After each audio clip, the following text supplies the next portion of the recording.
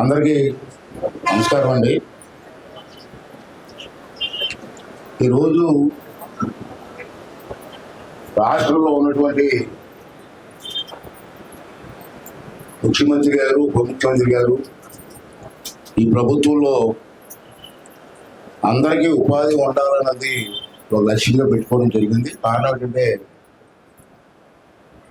ఇప్పుడు జనాభా పెరుగుతున్న సందర్భంలో ప్రతి ఇంట్లో కూడా పిల్లలు పెద్దవాళ్ళు అవుతున్నారు, చదువుకుంటున్నారు.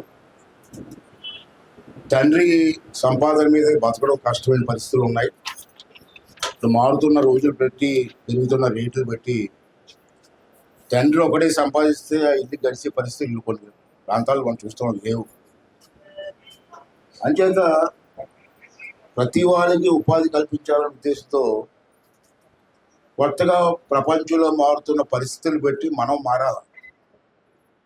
ఇవాళ అలా కాకుండా ప్రతి ఇంటిలో కూడా సంపాదించే శక్తిని పెంచాలి. తండ్రి సంపాదిస్తూ ఉంటే 10 మంది కూర్చొని భోజనం చేస్తూ ఉంటే ఆ ఇల్లు ఏం బాగుపడుతుంది? ఆ ఇంట్లో ఒకళ్ళో ఇద్దరు సంపాదిస్తే ఇల్లు బాగుపడుతుంది. ఆ సంపాదించే నేచర్ కావాలి మనకి. ఆ నేచర్ని ప్రొవైడ్ చేయాలి. అటువంటి భావం ప్రజల్లో తీసుకురావాలా అనే ఉద్దేశంతో ఈవేళ మహిళలకి మనం చూస్తూ ఉంటాం. నా చిన్నతనంలో మనం ఇల్లు చూస్తాం, మనం చేస్తూ ఉంటాం. తండ్రికి లేని బాధ్యత తల్లికి ఉంటుంది. మన ఇంట్లో చూస్తూ ఉంటాం. తండ్రి ఏముంది, సంపాదిస్తారు, వస్తారు, పొడుగు, ఆ కార్యక్రమం వేరు. ఇల్లంతా చక్కబెట్టి తల్లి, ఆ ఇల్లాలు. ఆ ఇల్లాలకి ఎంతమంది పిల్లలు ఉన్నా ఆవిడకున్న ఓపిక ఎవరికి రాదు. ఒక పక్క భర్తను చూసుకోవాలా, ఒక పక్క పిల్లల్ని చూసుకోవాలా, ఒక ఇల్లు చూసుకోవాలి. అది మహిళా దాని శక్తి. అంచేది ఈ మహిళా శక్తిని పెంపొందించాలన్నదే ఈ ప్రభుత్వం లక్ష్యం. దానికోసం ఈ డ్వాక్రా గ్రూపులు అన్నా ఉండే, ఇంకో సంఘాలన్నా ఉండి ఇవన్నీ ప్రోత్సహించేది ఏంటంటే డ్వాక్రా బజార్ పెట్టాం. ఇదొక ఉదాహరణ. ఇంకో ఉదాహరణ చెప్తా చిన్న ఆఖరిగా. మొన్న 2-3 నెలల క్రితం నువ్వున్నావు, మనం ఎండి హౌస్లో ఒక అమ్మాయికి బండి ఇచ్చాం. ఏములిపూడి అమ్మాయికి మీ డిపార్ట్మెంట్ అనుకుంటా కదా, అది ఇచ్చారు కదా. అది ఏములిపూడి అమ్మాయికి నా చేతుల మీద ఇచ్చారు ఎండి హౌస్లో. అమ్మాయితో మాట్లాడింది నేను, అమ్మాయి బండి తీసుకున్నా కదా, నీకు పిచ్చిపాడు అవుతుందా అని అంటున్నారు. కానీ అమ్మాయి ఒక బండి మీద 1,50,000 మినిమం 1,50,000 కానీ 1,00,000 రూపాయలు సంపాదిస్తుందంటే వచ్చినప్పుడే అందరూ కష్టపడితేనే ఏదైనా బాగుపడుతుంది. కాబట్టి అందరూ కూడా చంద్రబాబు నాయుడు ఉద్దేశం అదే. ఇవాళ చంద్రబాబు నాయుడు గారు చాలా ప్రెస్టేజ్గా ఈ కార్యక్రమం తీసుకున్నారు. దీంట్లో ఇవాళ రాష్ట్ర వ్యాప్తంగా 3,000 మంది ఆడవాళ్ళకి ఉపాధి కల్పించాలి. రాష్ట్ర వ్యాప్తంగా ఒకే ఒక నిర్ణయంతో 3,000 మంది ఆడవాళ్ళకి ఉపాధి కలగాలి. 3,000 మందికి ఉపాధి కలిగితే 3,000 మంది ఫ్యామిలీస్ బాగుపడుతుంది కదండి. దానికోసం ఈరోజు మన ఆంధ్ర రాష్ట్రంలో 750 ఈ తృప్తి క్యాంటీన్లు శాంక్షన్ చేశారు. 750 ఇచ్చారు ఇప్పుడు శాంక్షన్. దీని ద్వారా 3,000 మంది ఆడవారికి ఉపాధి.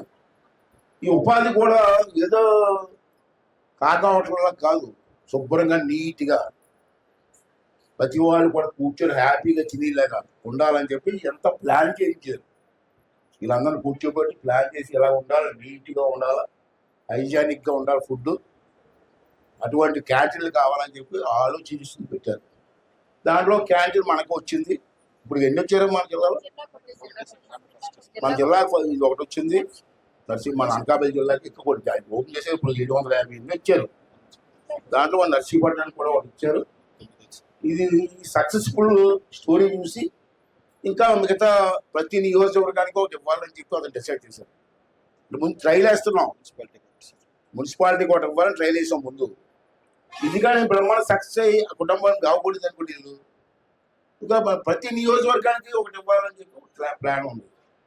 దీన్ని అందరూ కూడా విజయవంతం చేయండి. అందులో లేడీస్ ముందుకు వచ్చి చేయడానికి సిద్ధపడుతున్నారు. చాలా సంతోషపడాలి ఈ రోజుల్లో.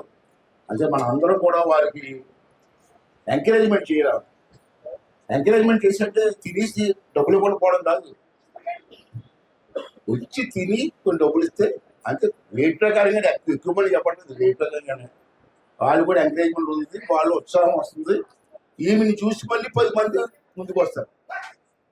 అంటే అది ఇవన్నీ కూడా మీరు అందరూ కూడా అర్థం చేసుకోవాల్సినటువంటి అవసరం ఉందని చెప్పి ఈ సందర్భంలో మనం చేస్తూ శాంక్షన్ ఇచ్చారు.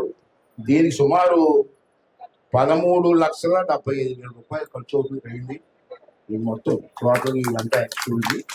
దీనికి మన ఇండియన్ ఓవర్సీస్ బ్యాంక్ వాళ్ళు దీని ముందుకు వచ్చి ఫైనాన్స్ చేశారు.